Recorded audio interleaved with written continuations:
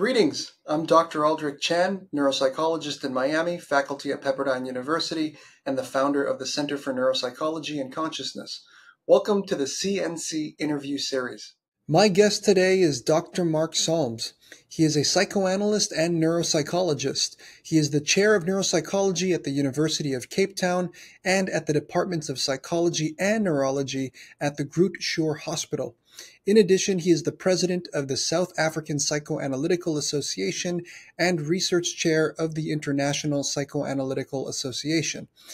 In today's discussion, we begin by defining and clarifying Freudian concepts before diving into the question, what is the unconscious? And how does the Freudian unconscious compare to modern-day neuroscience? We then jump into a dialogue between psychoanalysis and affective neuroscience, further elaborating on the importance of homeostasis and its relationship to emotion.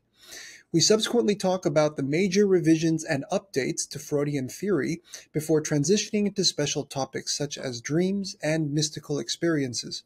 We conclude our academic discussion with his theory of consciousness, Fristons' free energy principle, free will, and why he believes AI will be conscious in the future. As is typical with many of my interviews, I end with a series of rapid-fire questions, which gives us deeper insight into who Mark Solms is. Feel free to skip around if you find any of these topics of interest to you. Hi, Mark. How are you? Very well, thank you. Excellent. Okay, so you've picked up Freud's mantle, so to speak, by integrating neuroscience to psychoanalytic theory, something he had always wanted to do but hadn't the technology to do so. Before jumping into some of the updates, I thought a nice place for us to start would be to clarify some of the points about Freudian thought. I think that would give the audience a nice starting point. Does that work for you? Sure. Okay. So I guess one of the first questions I have for you, lots of people, when they think about Freudian analysis, they think that Freudian analysis reduces all drives, all motivations to sex and aggression. Is that true or is that false? Or could you clarify any misconceptions that might lay in the background there? In Freud's final, because he changed his mind on the score of how many or how to classify the sort of basic motivating drives. In his final formulation of it, he said that there are drives which are he called them life drives. They're sort of constructive. Progressive forces, and he contrasted them with what he called death drives, which are destructive. A bit like entropy, the death drive. Sort of in the end, everything falls apart. So that was how he saw it. And so what you just said now, as a fair approximation, you said sex and aggression. I've just expanded it a little bit because sex is part of the life drives. It's not the totality of the life drives. And aggression is part of the destructive drives. But, there's many forms of destructiveness other than and in addition to aggression. But that's pretty much how I saw it. I have to say, I know we're going to go there later in our conversation, that I don't think Freud got that right. And it's not surprising. You said that he abandoned the attempt to integrate psychology and neuroscience because there weren't tools on the neuroscientific side. And it's precisely due to the absence of tools on the neuroscience side that there was a dearth of information about what the basic biological driving forces are. And Freud always said, very explicitly and emphatically, he said, this is a first approximation. In future, biology is going to give us information that it can't give us now, and we'll have to change this theory. So, yes, it's true. Freud did reduce it more or less to what you said, but I think that he knew that it was just a first rough and ready sketch, as it has proven to have been. Okay, excellent. All right. Secondly, does psychoanalysis only focus on the past and attribute all the problems to the parents? Well, again, I think that although what you've just said is probably a mischievous and meant to be a sort of a caricature, I think that it is a fair approximation in some sense. Mm, Because it's not quite, that they blame the parents in a judgmental sort of way, but the what is true in what you've said, the essence of the truth of it is that the early years in the development of the mind cast a very long shadow over a mm, lifetime. Those are literally the foundations.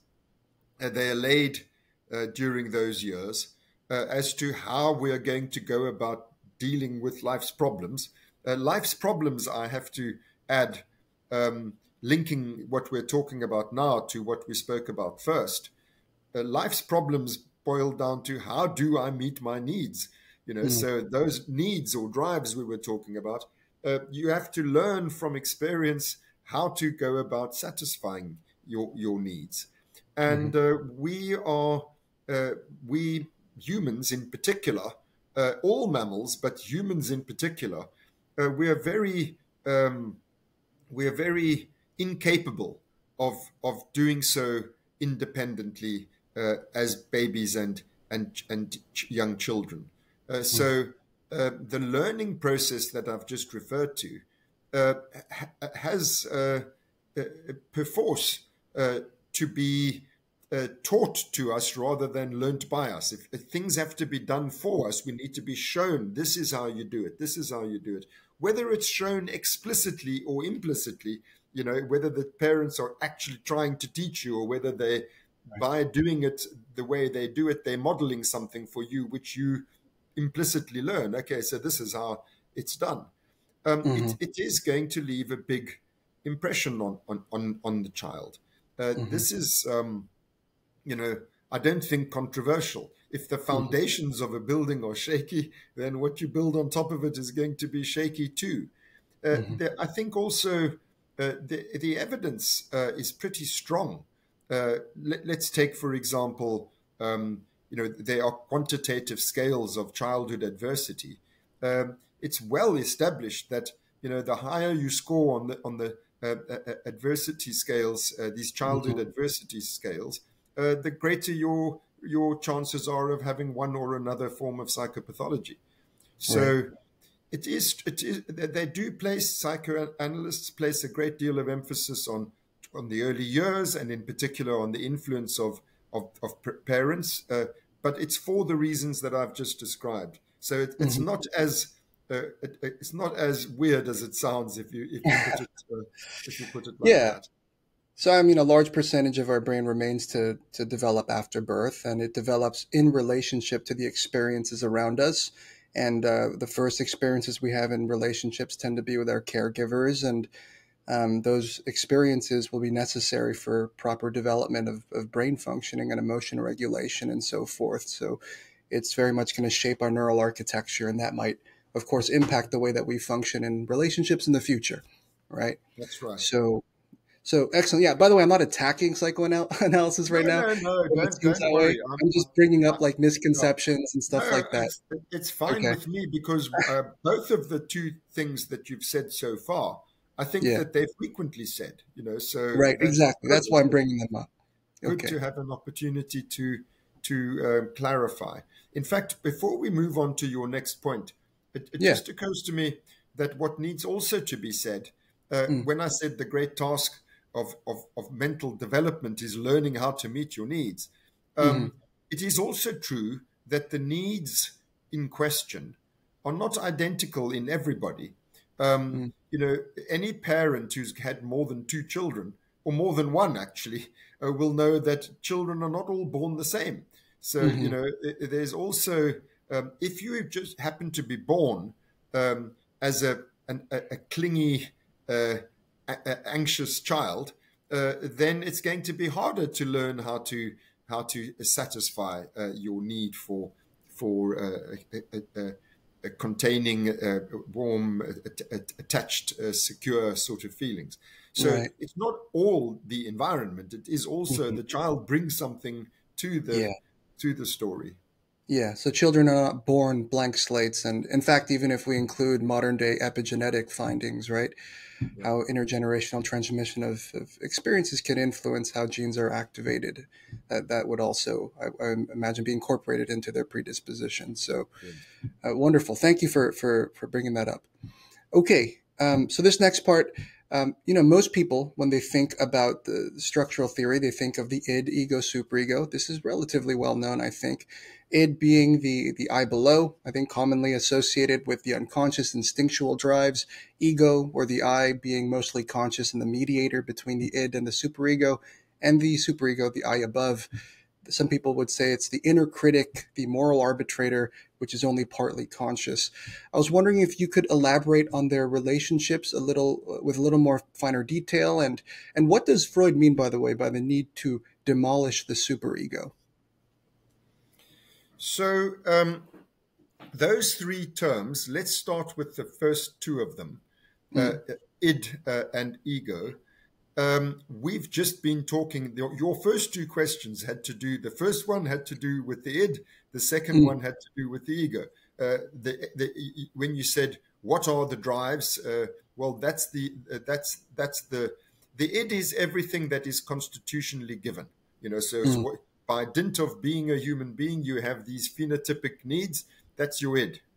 Those needs or drives, as Freud called them, make demands upon the mind to perform work. And mm, that work is, how do I satisfy, I need to work out how to satisfy my needs. So mm. that's the ego. The ego is the learning from experience how to go about satisfying our needs. Okay. I think it remains a very serviceable dichotomy to say, first you have these demands that demands for which are felt. I'm hungry. I'm scared. Then Mm, there's the mental work of what am I going to do about it, and that mm, we learn from experience continually through life.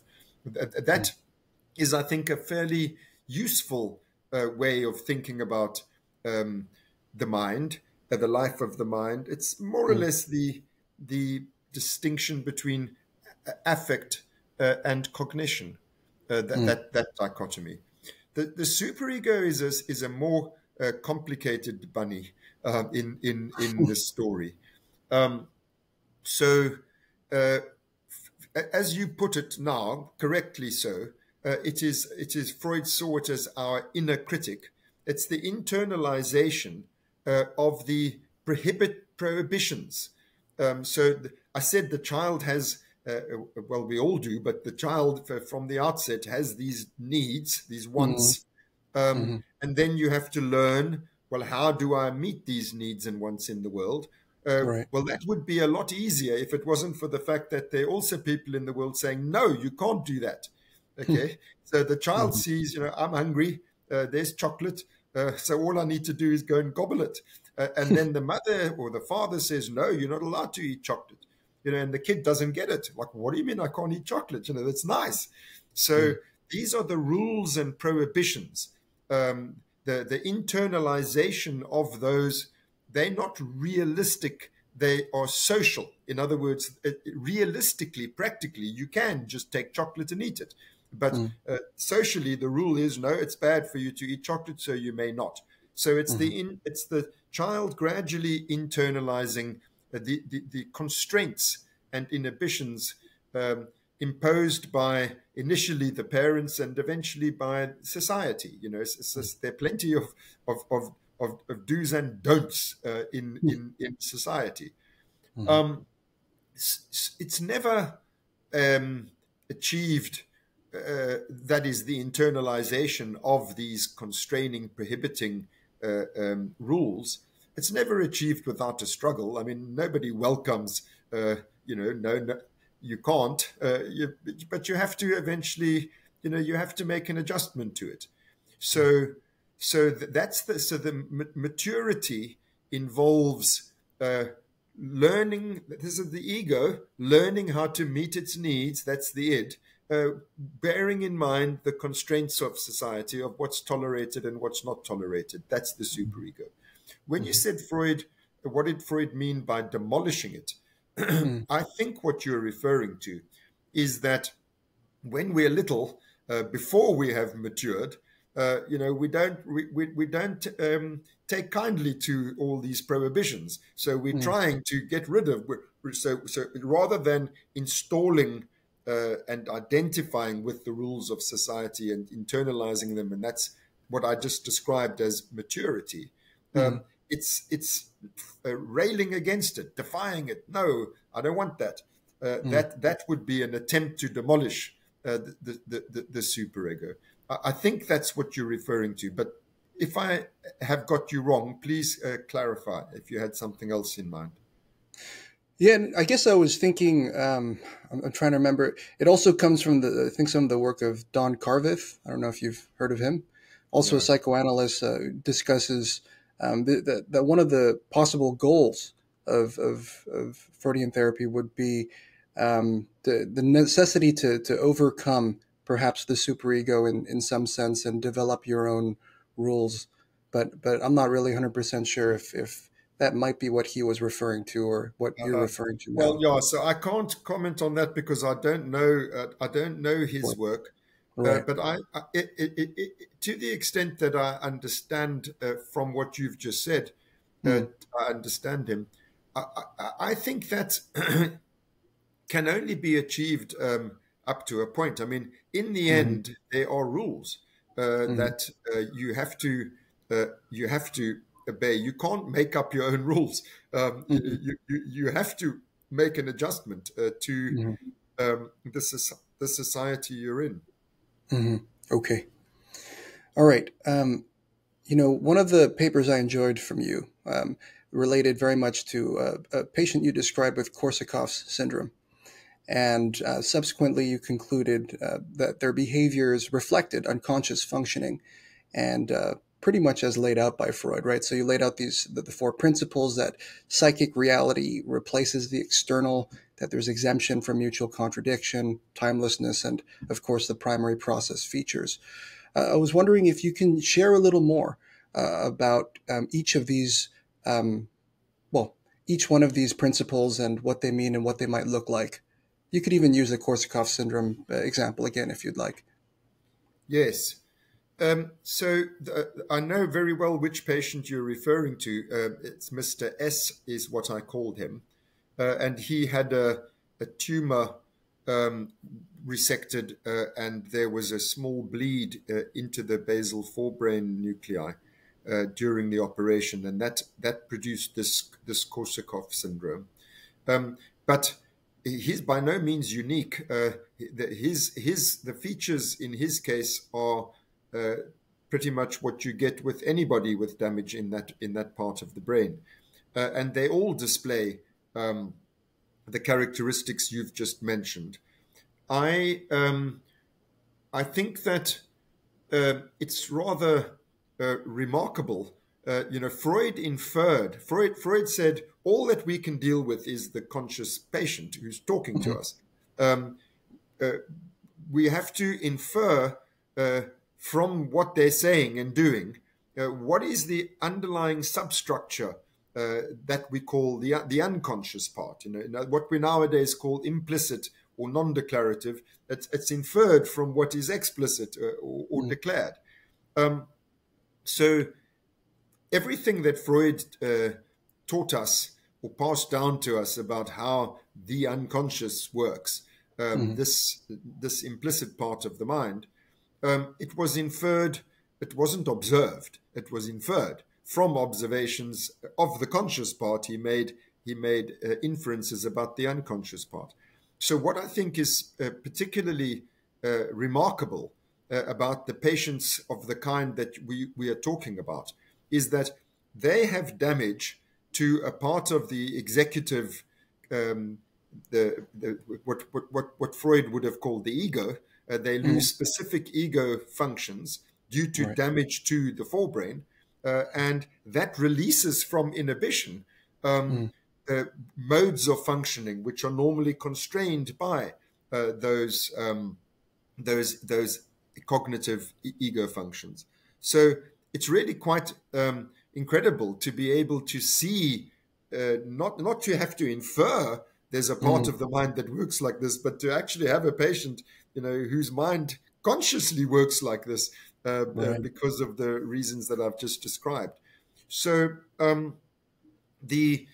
take each one of those things in turn, timelessness, it's that things that you learnt when you're little, which applied then because they were happening then, and anything you learnt about how the world works when you were 3 was how the world works when you're 3.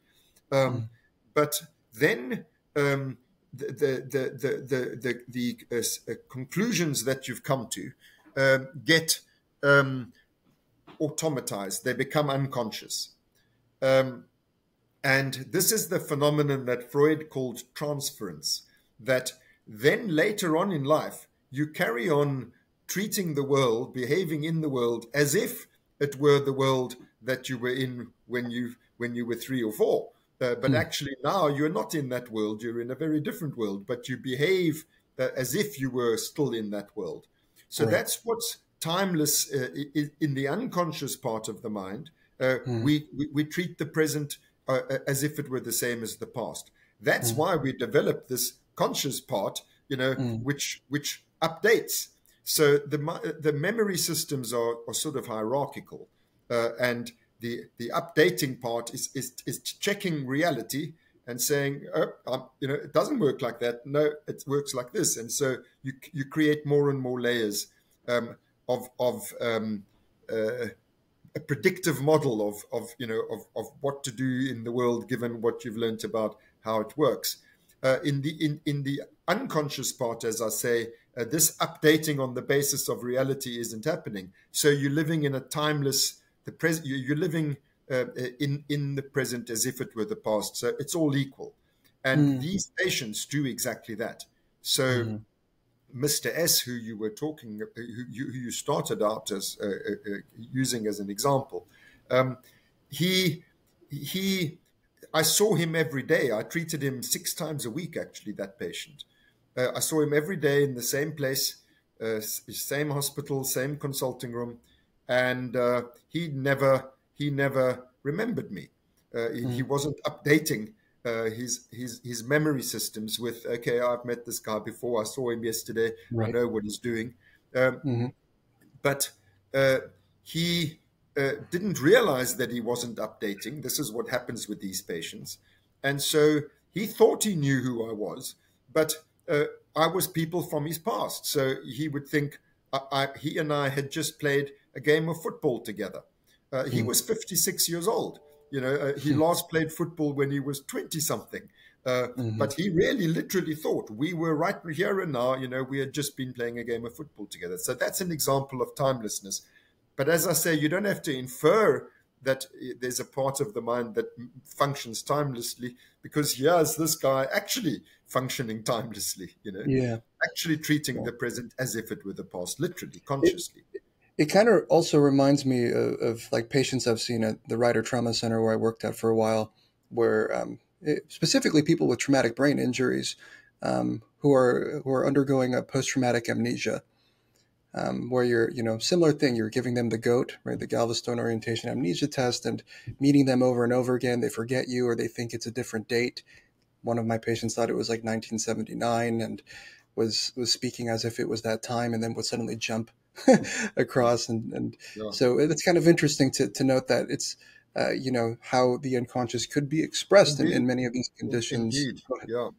Yeah. So the second of the 4 characteristics or functional characteristics that you mentioned was, internal reality dominating over external reality. You can see how closely that interdigitates with what I've just said. The external reality is that updating business. It's sort of, there's an automatic inclination to behave as if the present is the same as the past, but then there's a updating on the basis of evidence. Hang on, this is not the same. This is not my. This guy's not my father. This woman's not my mother. I mustn't behave toward them as if they are, and I must take into account who they really are, how they really, what their own actual characteristics are, and so on.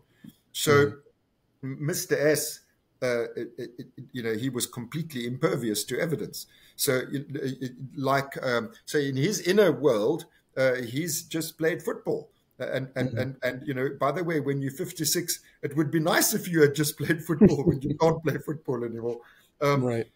But the evidence, I mean, we're in a bloody hospital, I mean, how can you, there's no evidence whatsoever that you're on a football field.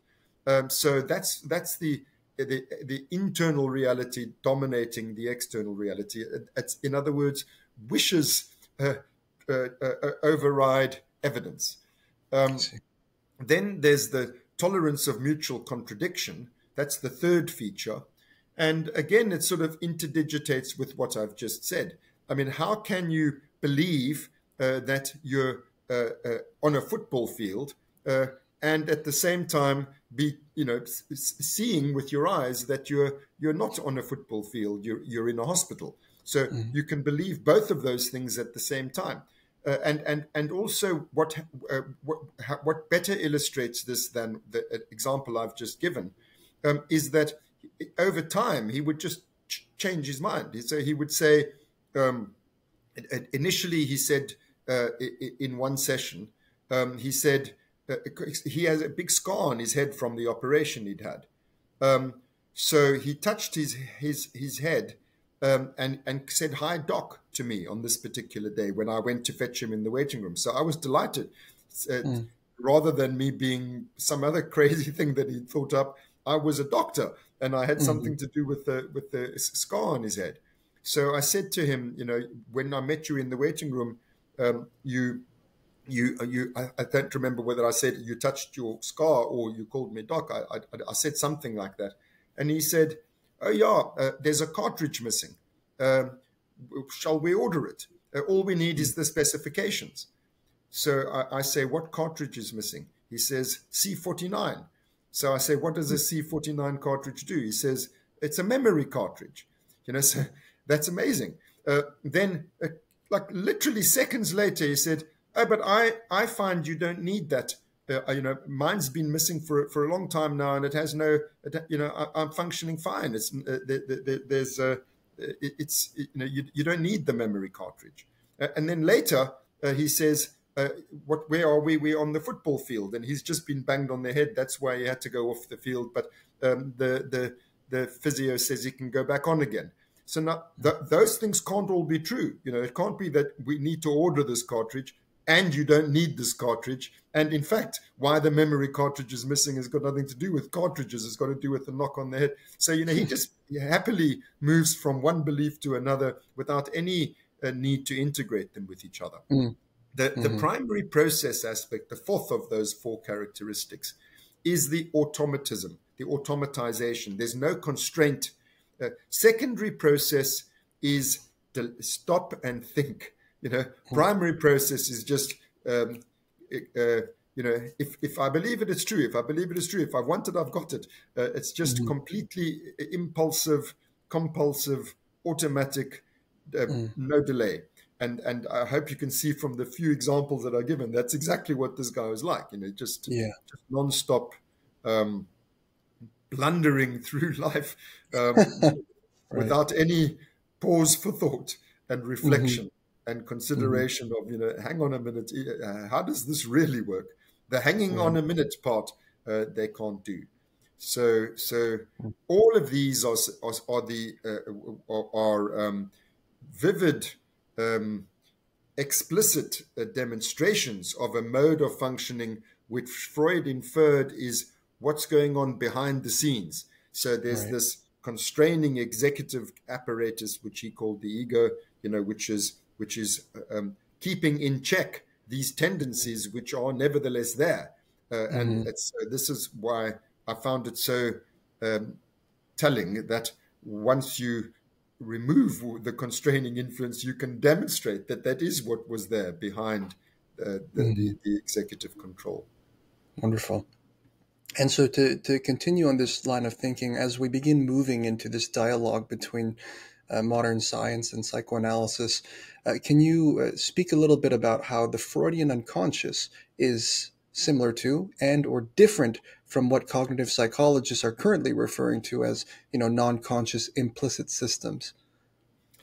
I think it's exactly the same part of nature. What, Okay.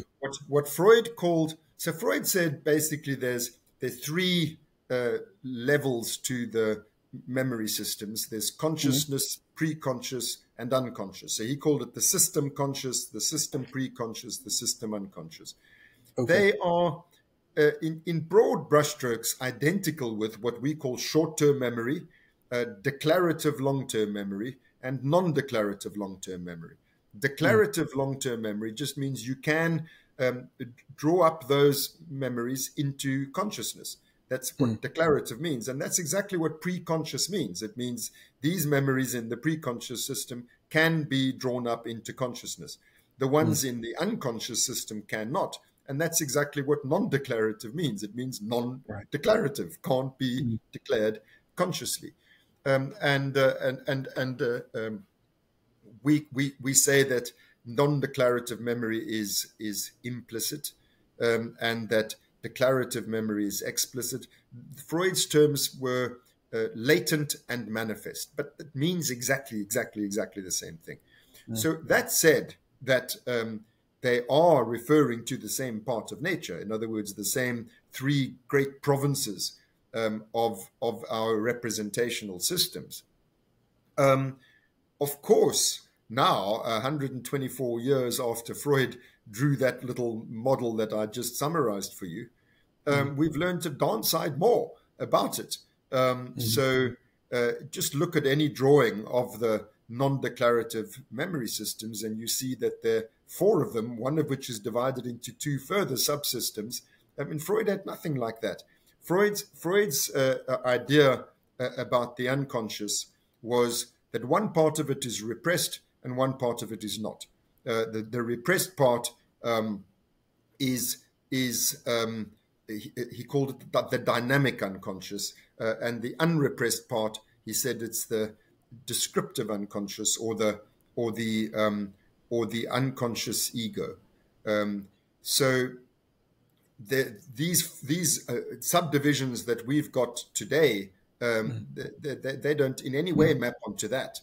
So, and I could say the same about the pre-conscious system. For Freud's pre-conscious system was basically memory system, that is, was basically organized by language. These representations are encoded linguistically. We divide declarative memory into two systems now, semantic and episodic. And you could say semantic memory is organized verbally, more or less. But you certainly can't say that episodic memory is. Episodic memories are movies in your head. You're just replaying what happened yesterday as an experience. It's a raw experience. It's not something necessarily verbally organized at all. So we've learned a lot more. Me having said that, I want to also say something that goes in the other direction, that we in psychoanalysis therefore have a lot to learn about the unconscious from cognitive scientists, but cognitive scientists also have something to learn from psychoanalysis. When I said that Freud's distinction between what is repressed and what's not repressed in the unconscious doesn't map onto our modern way of thinking about it, that's partly a deficiency in the modern way of thinking about it, because our way of thinking about the unconscious, or what we call the non-declarative memory systems, doesn't sufficiently take account of the fact that there's a part of those memory systems which it's not just a repository of all of the most efficient solutions we've obtained over a lifetime. Like the procedural memory, which is one of the components of non-declarative memory. The standard diagrams put under procedural memory in brackets. They say habits, skills and habits. Now, who doesn't have any bad habits? The way that things go into procedural memory is just by brute repetition. If you do something often enough, good or bad, it will eventually become proceduralized. So there's a lot of things that are proceduralized, which are really not good for us, but we do them. We bang our heads against the same brick walls over and over again. These are the sorts of things that Freud meant by the repressed unconscious. In other words, not life's solutions, but life's problems, which come from an unconscious part of ourselves. Likewise, you mentioned the example a moment ago of PTSD. This is the fear memory system, which is one of the emotional response systems. It's another one of the non-declarative memory systems. Fear learning works by single exposure. And there's good biological reasons why they should work by single exposure. You got away with it the first time that you touched a live electric wire, got a shock. You don't need to keep trying again and again and again to see, do I get a shock every time? You were lucky to get away with it first time. But that same system leads to PTSD. But the fact that single exposure leads you to overgeneralize that this is always going to happen. So if you're in a traumatic situation where somebody's shooting at you, that sound bang means I might die. But then once you've laid down that emotional response, every time you hear a bang, you startle and dive for cover. Even though it was just a car going past or something. So that you see how pathological. I've spoken about bad habits, and now I'm speaking about PTSD. These are just two examples. I could give many, many, many more. That there are things which become automatized in our unconscious memory systems, which are not good for us, and which it would be. This is what Freud calls the dynamic unconscious, the repressed unconscious. And it would be a jolly good thing if we could revise those things, but it's not so easy to revise things that you have no control over and that you don't even know are there. So, so that aspect of the Freud's way of thinking about the unconscious, I think that it would be beneficial in cognitive science if we could recognize that there are many things that become automatized, which are maladaptive. And that's what Freud means by the repressed unconscious. Right. So I was going to stress that perhaps we can broadly say that Freudian unconscious is more dynamic, whereas the cognitive neuroscientists, when they talk about these implicit systems, it's a little more passive. And from what you were speaking of, it very much relates to likely defense mechanisms and so forth as well. Now, I wanted to pivot the conversation now. Now, a major influence on your work has, of course, been that of Jacques Panksepp. And Panksepp's model really inverts the traditional paradigm by suggesting that emotions are not cortically constructed, so-called the corticocentric models, but beginning in the brainstem, with particular emphasis, of course, on the periaqueductal gray, the PAG. Now, to my understanding, there have been many studies with animal electrical stimulation, decortication, human neuropsych studies that you've talked about, like, well, not yet here, but the congenital hydranencephaly, aphasic stroke victims. All of these have been documented as evidence supporting this theory. I guess I was wondering if you could maybe hone in on one or two of these studies and share a little more about each one of them. Yeah. So just to link it to what we've spoken about already, I said near the beginning of our conversation that Freud had a theory of the drives, the basic motivational forces at work in the mind, and he said that the biology of the future will update these first approximations.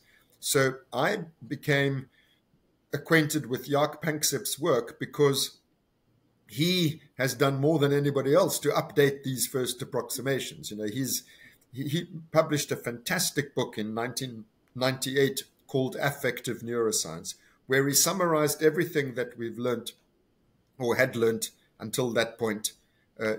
Since Freud's day, everything that we'd learned about the instinctual and driven sort of side of the mind. And so that's just the link to what we were discussing earlier. The surprising thing, as you've just said, is that when he started, because we could, after Freud's day, with new tools, when he started, Panksepp that is, to discover where in the brain these drives are coming from, it turns out that they're not in the cortical part of the brain, which we normally associate with mental life, but rather that they come from below, from the periaqueductal gray, the reticular activating system, and other of these ascending neuromodulatory systems. And what is even more interesting, surprising, I would say fascinating, is that these are also the structures that are the sort of the wellspring of consciousness itself. So a reticular activating system in particular, nobody doubts the reticular activating system is where the lights come on from, that the cortex can't possibly be conscious unless it's activated from below. So to learn that these activating, ascending activating systems are also affective systems, you can see how this connects with drive theory, that the drives are making demands on the cortex to perform cognitive work. But this was such a revolutionary way of thinking about it, that because we've always known, that the organ of the mind is the cortex, and that consciousness in particular is bound up with cortex, that many people had and still have a lot of difficulty getting their heads around this notion of Panksepp's. So you asked me to give one or two bits of evidence for it. And one of them you mentioned already. It is these children who are born without cortex. It's called hydranencephaly. And you mentioned decorticate animals. So the decorticate animals, these are mammals, cats, and rodents are the animals that have been studied in this way for the most part. If you surgically remove the cortex at birth in these animals, they don't fall into a coma. In other words, they're not unconscious. They're conscious. And more interesting than that they're conscious, they're emotionally responsive. So they get frights, they freeze and flee if there's a danger coming for them, they attack if they're frustrated, they have violent, aggressive fights. They, at the other end of the spectrum, they play with each other. Rough and tumble play. None of them have got any cortex, but they're enjoying playing with each other, with the squeals of delight. They copulate with each other. And as a product of the copulation, they have pups, and they raise those pups, they nurture them to maturity. Now, all of this is done imperfectly, but nevertheless, all of these emotional behaviors are preserved despite there being no cortex. And of course, we don't know what the animals are feeling, but they certainly they look as if they're angry, frightened, sexually aroused, nurturant, etc. The same applies to human children born without cortex. They show the full range of emotions, exactly like what I've just said to you. They show fear when frightened. They startle when shocked. They arch their backs and complain when they are frustrated. They squeal with delight when you play with them and tickle them and so on. So it's, all the emotions seem to be there, even though they have no cortex. So where's it coming from? So that's the one line of evidence. Now, the big problem with that evidence is animals and children with no cortex can't tell you what they feel. So, my colleagues, as I told you, there's still many of them are very skeptical. They say, very skeptically, they say, well, maybe they're just zombies. They look as if there's something it's like to be them, but how do you know? So I will. You said I must mention two bits of evidence. I'll jump to this bit of evidence. So you take people who've got cortex, so they can tell you what they're feeling, and you put an electrode into the reticular activating system, and you stimulate it, and then you ask them, what does it feel like? So if the reticular activating system was just turning on the lights, if it was just a power source, that there was no feeling there, then the prediction is that they will become hyper alert, or they'll become somnolent if you downregulate the current. But on the other hypothesis, if these structures are actually generating affective raw feelings, that's what the arousal is that they're producing, then the prediction is that you will influence the emotions of the person and that's exactly what we find. Right. There's a plethora of studies of people having the most intense emotions. You can elicit the most intense and the widest range of emotions with brainstem stimulation. Stimulate the cortex, you get no emotions, or you get memories of emotions, or you get ideas about emotions, but you don't get anything like what you get if you stimulate the brainstem. Right. So that's fascinating, because there's then collaborative evidence coming from many different streams of examination. Now, in this model, there's also a very close connection between homeostasis and emotion. Like when our balance is disrupted, we feel it, and that feeling sets us on a return path. Now, in my understanding, homeostatic mechanisms react to errors by sending over corrective signals and feedback loops, whereas some people use allostasis, which uses prior knowledge to respond and prevent errors via feed-forward loops. I'm wondering, as we dig deeper into the model, could you elaborate more on these processes neuropsychologically and maybe even clinically? Yes, there's nothing more important for understanding emotion than the concepts that you've just alluded to. So homeostasis is a very, very basic biological mechanism. I mean, you could say it is the most basic biological mechanism, and it's at work in every living thing, not only human beings, not only all mammals, not only all animals, even all plants. Every living thing functions by homeostasis, which basically just says that we have to occupy our phenotypically viable bounds. We have to stay within a certain temperature range, a certain amount of water, a certain amount of sugar, a certain blood pressure. You can't just explore all possible blood pressures, all possible temperatures. You have to stay within the narrow bounds that are viable for your phenotype. So that's homeostasis. We must stay within there. If you move out of it, that's the error signal you were referring to. It's a homeostatic deviation, and then we have to do something to get back into homeostasis. And the doing something, we have reflexes that do. So your body, you need to be within this temperature range. You're moving out of it. Your body then starts to perspire and to breathe more shallowly, pant. Those two reflexes cool you down. Okay, so you head back towards where you need to be. But as we all know, that's not enough. Sometimes sweating profusely and panting like a horse doesn't still you hot. So then you've got to do something in the outside world.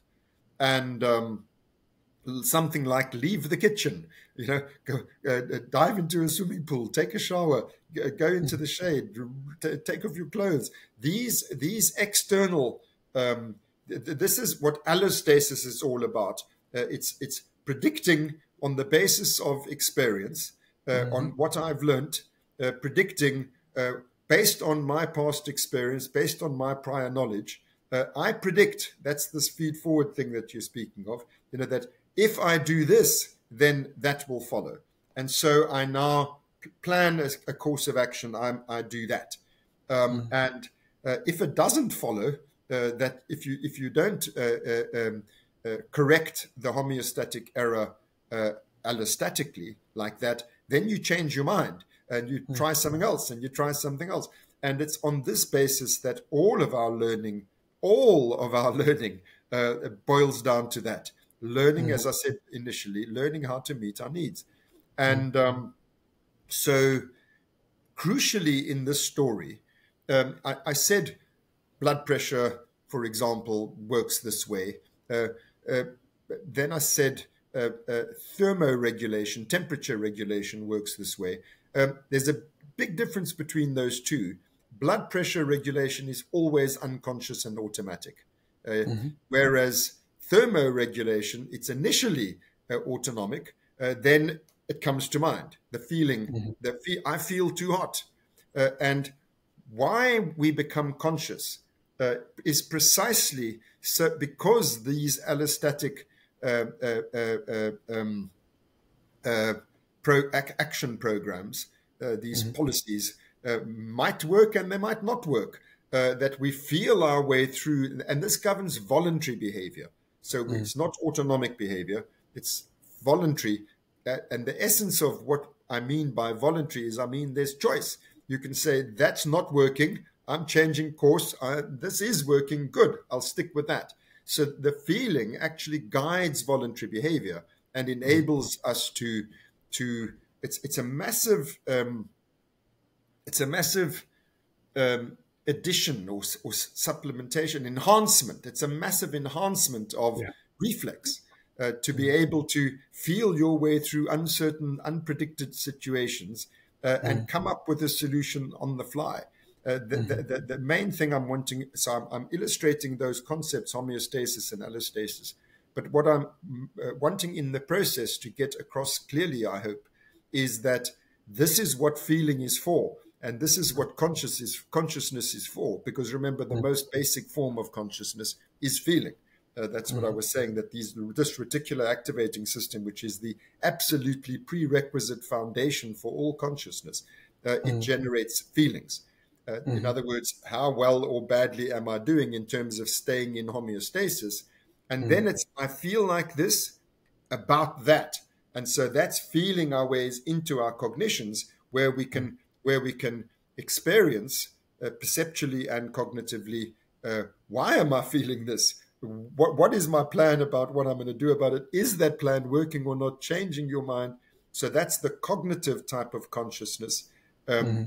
It's tethered to the affective type of consciousness. I like to think of it as the affective feelings are the demand on the mind to perform work. And the cognition, the cognitive consciousness is the work so demanded. Yeah, I really liked, you said this before, but it's this idea of when you add feeling to perception, there comes consciousness. It's just such a wonderful, succinct way to put together those concepts. So before we dive directly in... Sorry, if I can just say, it's feeling our way into our perception. Because remember, perception is not intrinsically conscious. Unconscious perception goes on all the time. So it's the part of our perception that matters to us. That's the part that we become conscious of. Right. Okay. So before jumping directly into consciousness, there are some other little topics I wanted us to touch on. So, generally in Jacques' model, there are these three nested processes that begin with the 7 primary emotions. You've talked about these in many other podcasts before: seeking, lust, rage, fear, play, care, panic, grief, which elaborates into these secondary emotions like shame, guilt, and trust and empathy, and then moves on to the tertiary process, which allows us to self-regulate, to label emotions, and so on. And really, this is the point where I'd like us to view how his model has been updated through neuropsychoanalysis. And so I guess my first question for you, with that sort of context for the audience, really, what would you say are three of the most major revisions or updates that your work and his work has provided to Freudian thought?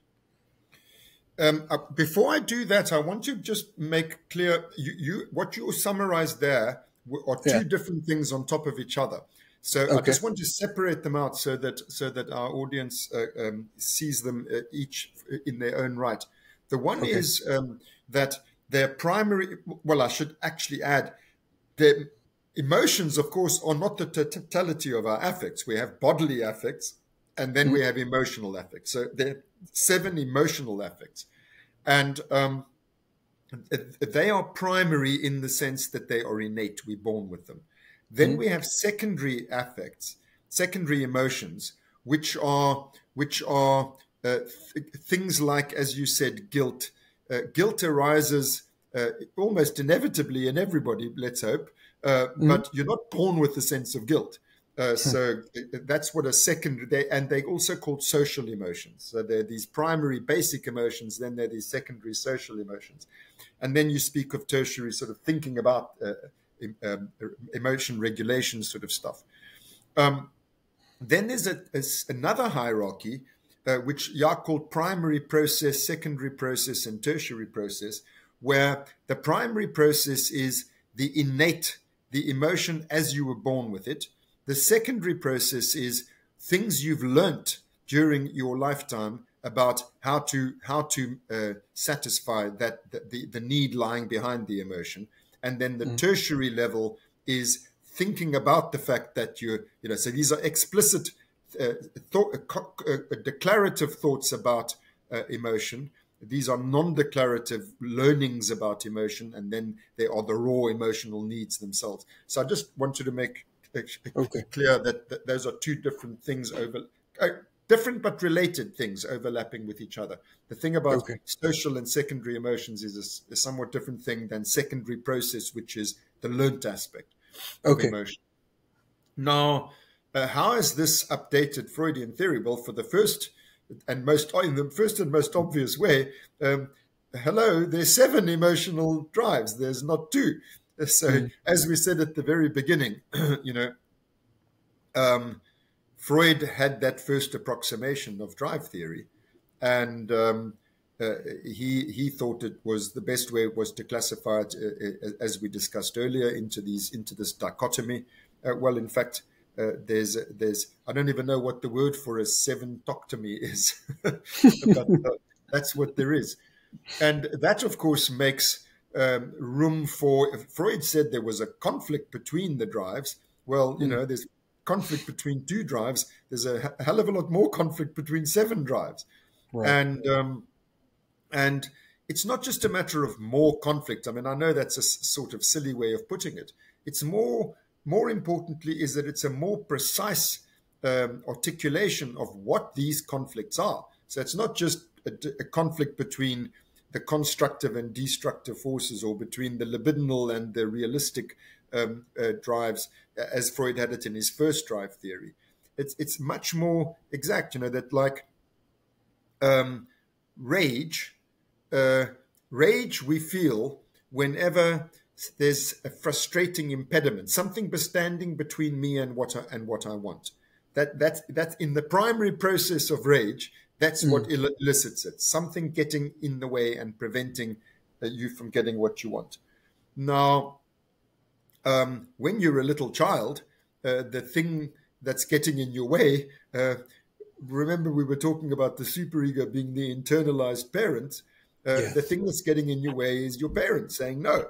So that attitude of a rage toward your own parent conflicts with other drives. So one of the other drives is fear, which is fear is a need to stay safe, to not be in danger.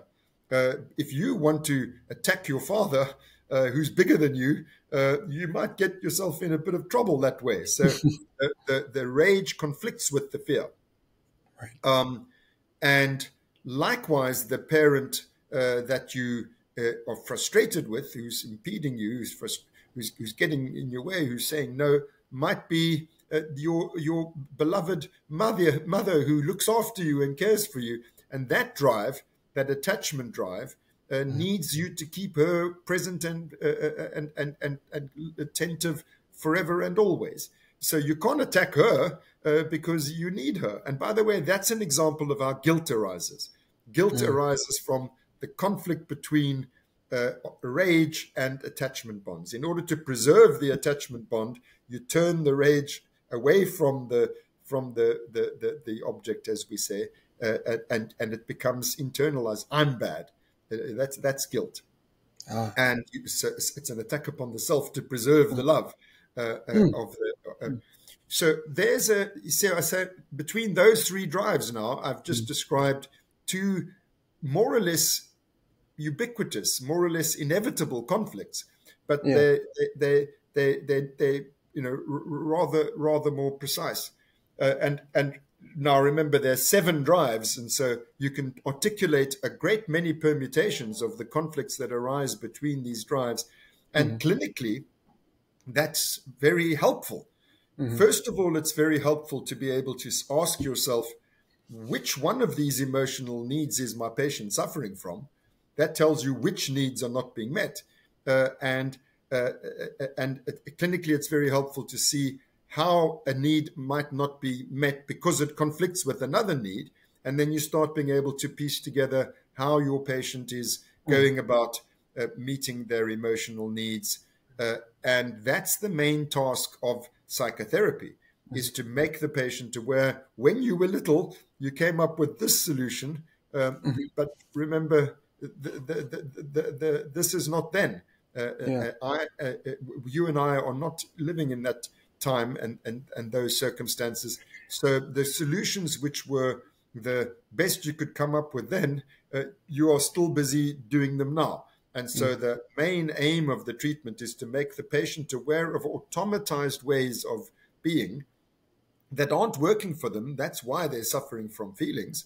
And in this way, to give them an opportunity to rethink, to come up with better ways now with an adult's mind in a more independent situation than they were in when they were little. And it's finding the task of psychotherapy is helping the patient to find better ways to meet their needs. And we're talking of emotional needs in particular. So I'm answering your question about how has this contributed Jacques' understanding of the basic emotions and these layers in terms of how we go about learning from experience about satisfying these emotional needs and the conflicts between them. And I've tried to illustrate some of the beginning to illustrate some of the ways in which this helps us to think differently and more precisely about the emotional troubles that our patients come to us with. Okay. So there are a host of other questions I actually have regarding this, but for the sake of time, I'm going to structure us a little more because there's some special topics I want us to touch upon, which I think are important. And so we're actually going to pivot a bit away from Panksepp's model, and I actually wanted, number one, to talk about dreams. I've always seen dreams as a distinct form of thinking. Whereas, I can picture the symbol of, say, an apple in my mind. When I am dreaming, in dreams, I become a symbolic image interacting with other images. And in a sense, I see that as myself entering into my own sort of psychological world as I dream, interacting with different operating systems in the mind-brain or brain-mind. First, I was wondering, how does that sit with you? And second, I wanted to hear about your research in relation to dreams and what your thoughts are on them. I think that what you just said, you ask how it sits with me. I don't really see how it could be otherwise. Okay. It is. We are. In fact, I think we don't make enough of it. We're not amazed enough Mm. at the fact that every night we create this entirely virtual world Hmm. with great precision, great detail, Hmm. with all kinds of component parts, some of which we can identify. Oh, that came from this thing that happened today. Right.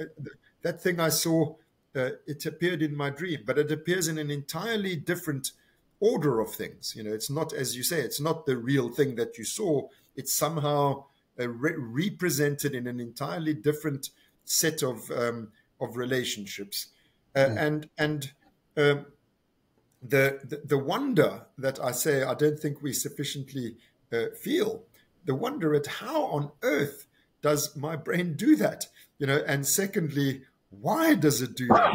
What on earth is all this for? Mm. I think that these are a large part of the reason why I did my first research.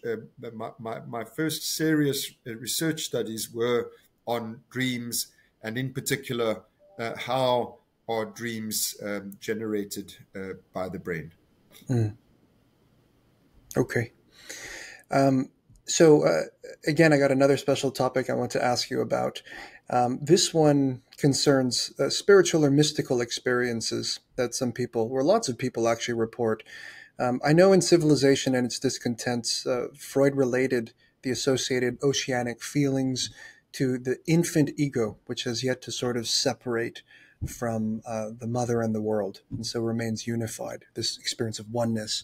Are you in agreement with this, or do you have different thoughts upon what may be happening in those sorts of experiences? Um, I must say it's not something I know a great deal about, and it's not something that I think about very much. But Okay. I would put it slightly differently. Uh, if I were to apply my mind to the question that you've just raised, I would put it Mm. slightly differently from Freud, in that I don't think that the oceanic feeling um, is is a reliving of that union with the mother. I Mm. think it's more likely to be the case that this is one of the feeling states that the human brain produces under Mm. certain circumstances, and the first time it produced that feeling was when we were at in this state of fusion, blissful fusion, with the mother.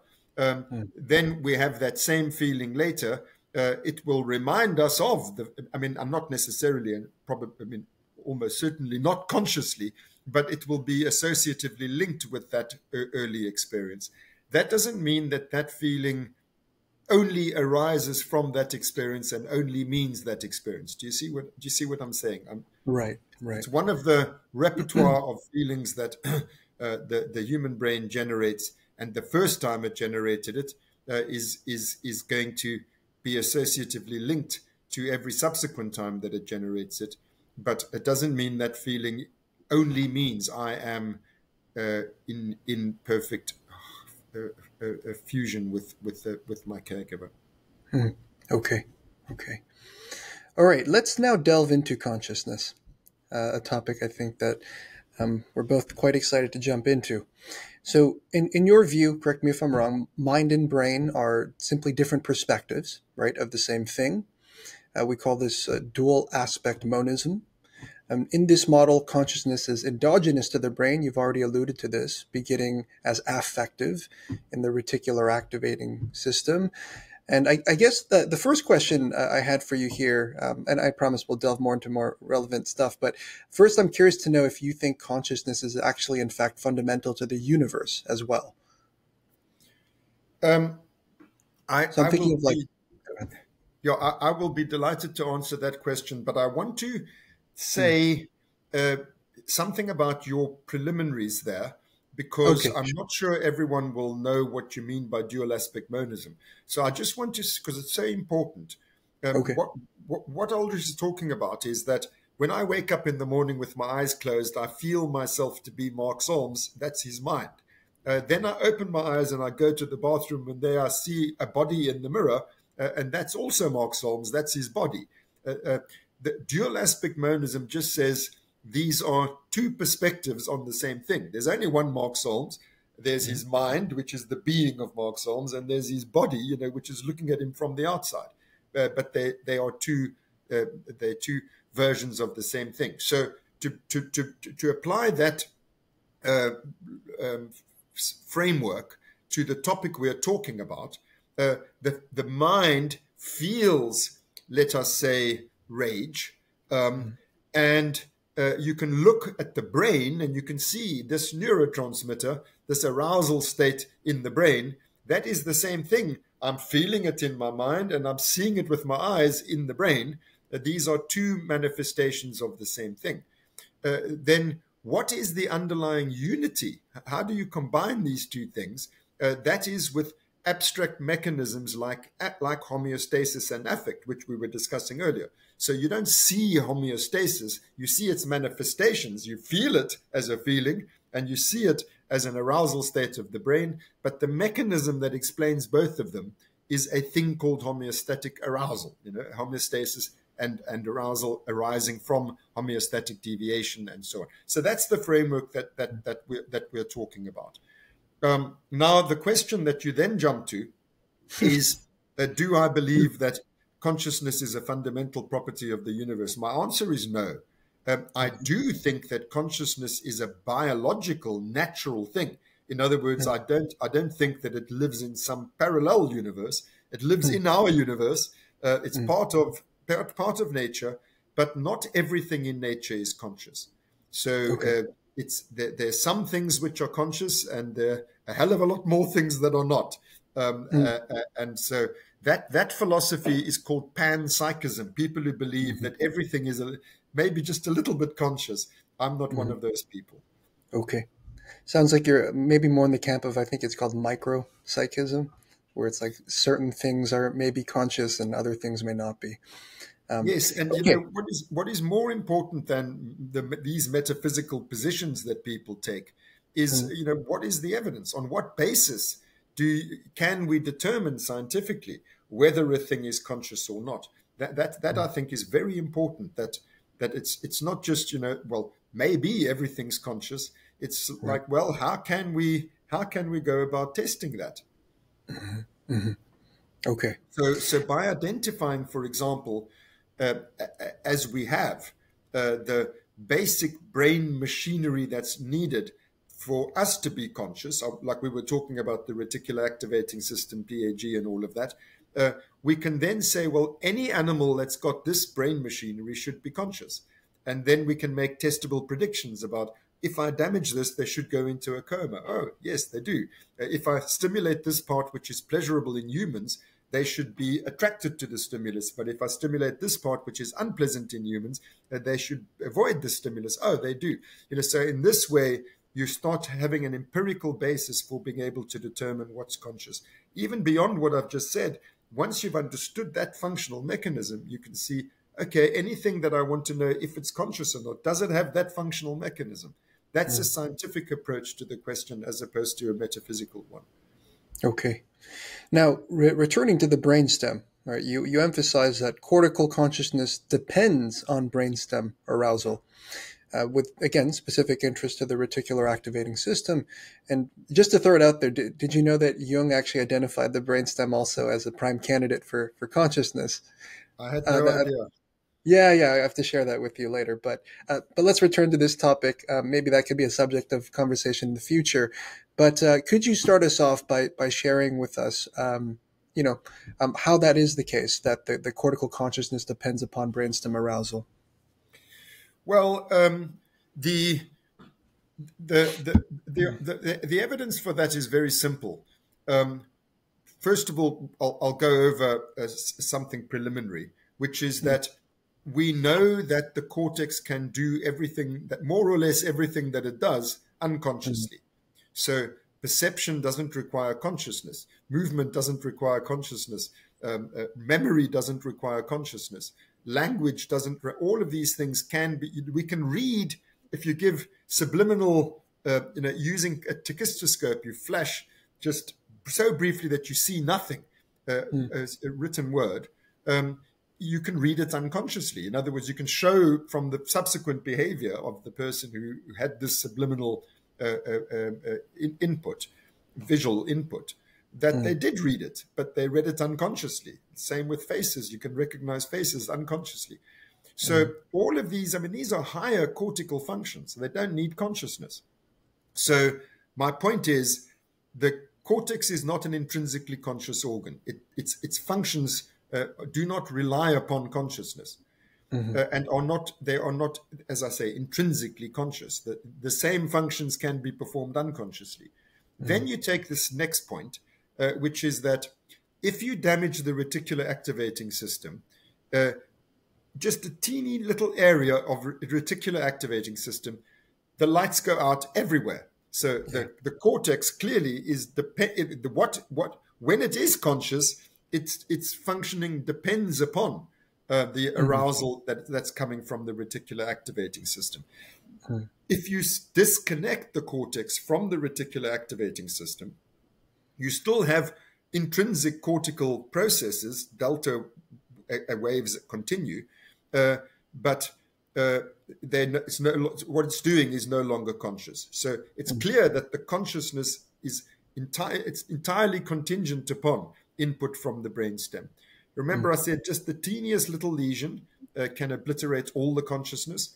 And then, as I told you, you take away the cortex, as we do with the decorticate preparations in animals, as we see in the experiments of nature that happen with hydranencephaly. These kids with no cortex, these animals with no cortex, they're clearly conscious. So, this is why we say that, despite 200 years of us believing that the cortex is the organ of consciousness, it's just not true. Okay. And so, so Mark, if you, moving forward with this idea that, the brainstem is where consciousness is born, we could say, you must also believe that other animals are conscious, right? So my question to you actually is this is more personal, but have you become a vegan as a result of learning this or been more selective about your food choices? I think that really I should have become vegan, but I'm sort of embarrassed to say that I have not. I have most certainly become more discerning about my food choices, and let me explain. Killing other animals is something that a hell of a lot of other animals do. So killing and eating other animals is something that we're kind of designed for.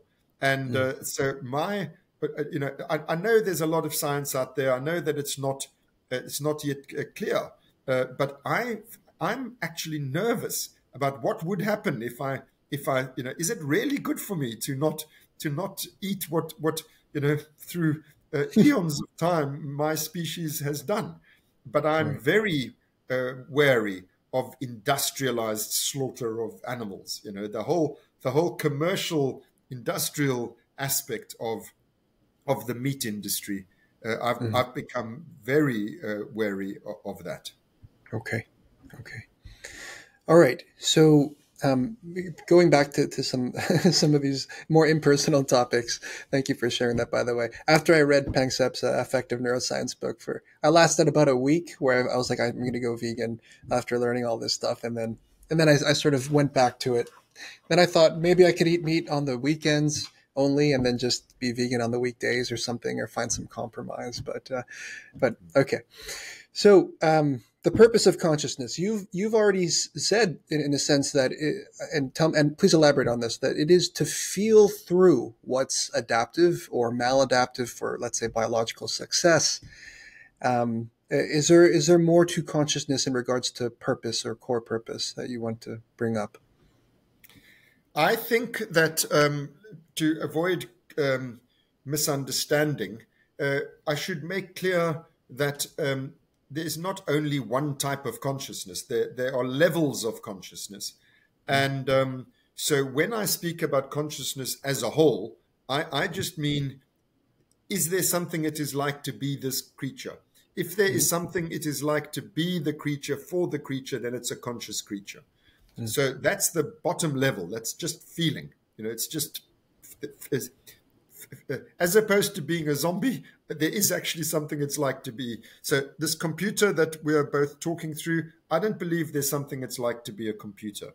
But you, Aldrich, I do believe there's something it's like to be you. Okay? That's what I mean by conscious. But then that's just raw feeling. Then there's the question, as I said earlier, of what the feeling's about. So I have a feeling, and I then feel my way into my perceptions and actions. That's representational consciousness. So if you put it in linguistic terms, you could say first-person consciousness is just feeling. Then second-person consciousness is feeling about an object. So you have a subject of consciousness, and then you have objects of consciousness. That's the second order. And that's perceptual or cognitive. It's first, just the ability to actually consciously hear, see, touch, taste, smell. That's what I'm talking about. It's not the same as just the feeling. It's feeling about things, objects. And then there's a third level, which we call reflective consciousness, which is being able to recognize it is me that is having that feeling about that thing over there. It's a sort of third-person point of view. You can actually abstract yourself from the relationship between the feeling and the object and recognize it's me that's having that feeling. It's in a way being able to objectify yourself, to see yourself as an object from the point of view of somebody else. So so human beings are blessed with this high level of consciousness. And the third level, and very few other creatures have that. The mirror test is the way that you determine whether the animal's got that. You put a red dot on its forehead and see when it looks at itself in a mirror, does it know, oh, that's my forehead, I must take it. That shows that I'm recognizing that object is me, and my feeling of perceiving that isn't as it is. I have to put myself in that, from that point of view, and see back on myself. So there are a number of animals that have that, but not many. That's the third level. Now that third level of consciousness is impossible without cortex. So I'm not saying that cortex does nothing. I'm just saying that the feeling your way into that kind of cognitive process, being able to be aware of that kind of cognitive process is driven by the brainstem. It wouldn't be possible without brainstem arousal. Okay. And I imagine those are also reflective of the anoetic consciousness, noetic consciousness, autonoetic consciousness sort of model, right? Okay. All right. So also just interesting to note, they did an experiment with dogs where they tried to put like a little dot or something, and they realized, oh, the dog doesn't really react. But then they said, well, what's the dominant sense in the dog? It's not vision, but it's their sense of smell. And so instead they used urine. And so they put the dog's urine, other dog's urine, and they found that they spent far less time on their own urine, demonstrating that perhaps they do have a self. So I thought that was kind of a clever switch. But okay. Could you now help us explain, in the simplest of terms, what the free energy principle is and how it applies to neuropsychoanalysis and consciousness? Yeah. So building on everything we've said already, starting with the concept of homeostasis, this is where I need to be. If I move out of homeostasis, I have a reflex that puts me back into homeostasis, but those only go up to a point. So in order to be able to deal with situations which reflexes can't cope with, we have allostatic mechanisms. So it's a matter of coming up with a prediction about, based on my previous experience, if I do that, I will be able to bring myself back into homeostasis. And then it's a matter of feeling my way through. Does it work? Doesn't it work? Once it works, I lay down a new prediction. In future, that's what I'm going to do. So with that concept in mind, of we have a predictive model of what we must do in the world in order to meet our needs. If the predictions don't work, we have prediction errors. Okay, so the average prediction error is free energy. In other words, so bound energy is the energy that is being effectively deployed in meeting my needs. Free energy is the energy that's free because it's not being efficiently used yet.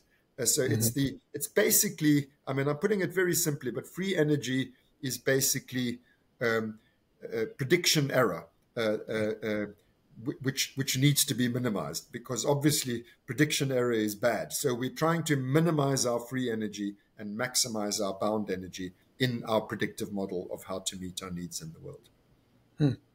This must relate to the ideas of free will, in a sense.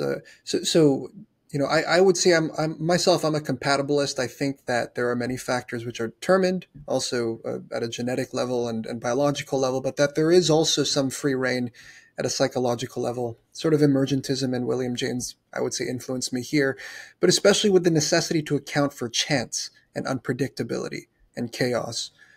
Could you link these sort of two together? I've heard some of your talks on free will, so Yeah, well, I'll link it to the thing I was just saying.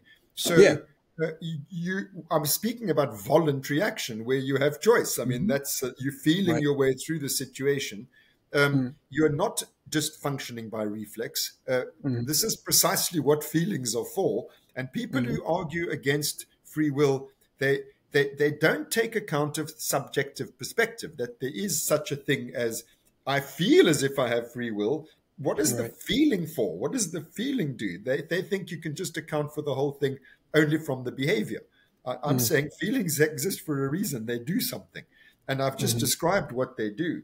Now, feelings function in relation to free will. They function probabilistically. In other words, to use the example of fear, I can, like Daniel in the Bible, I can go into a lion's den, but fear makes it very unlikely, very improbable that I will do it. So fear constrains my choice there, but it doesn't absolutely determine it. So, Right. because remember, as I said earlier, we have multiple needs. So Daniel must have had some other need that made him decide. I mean, like, let me use a more everyday example. I avoid running into the traffic because of fear. But if my little son is running into the traffic and I need to go and rescue him, now I've got fear, but I've also got care, so I've got two needs. And so the one overrides the other one. This is what I mean by probabilistic constraints and all of that. So I think of free will as being constrained by feeling probabilistically. It's not a yes/no thing. It's a probabilistic thing. Right. Okay. Mark, how much more time do you have? Because I know we're at that 1 hour and a half mark. Yeah, I can still stay for 5 minutes, but then I'm going to have to go, I'm afraid. Okay. Okay. No worries. So in that case, let me ask you one question and then just some rapid fires, and we'll end for today. Okay. In your interview with Yuval Harari, you mentioned that you do believe that AI could be conscious in the future, and you mentioned that you might elaborate on that, but that it was not necessary in that interview. I was wondering if in this interview you could elaborate on your reasons behind that. When I was speaking about empirical approaches to the question as to what is and what is not conscious, I said that because we know what the brain machinery is in us that makes us conscious, we can make testable predictions about other animals who do or don't have that brain machinery. And then we can abstract from that what the essential mechanism is whereby feeling comes about. And I think that we have touched on that essential mechanism in our conversation. It's an extended form of homeostasis. That's how feeling comes about. Richard Feynman, the famous physicist, one of the last things he ever said, in fact, he wrote it, it was found on the blackboard in his office after he died. He wrote, "If I can't create it, I don't understand it." So, and I believe that's true. If you really understand the causal mechanism whereby some phenomenon occurs, then you should be able to generate that phenomenon by putting together that causal mechanism. You know, that it follows. So if consciousness, if feeling, raw feeling, is the product of an extended form of homeostasis, with functioning in the way that I just described, then it should be possible to engineer an artificial agent that has needs, just like you and I have needs. It has its own needs. It needs electricity. Otherwise, its battery runs down, and then there's no agent left because it's now kaput.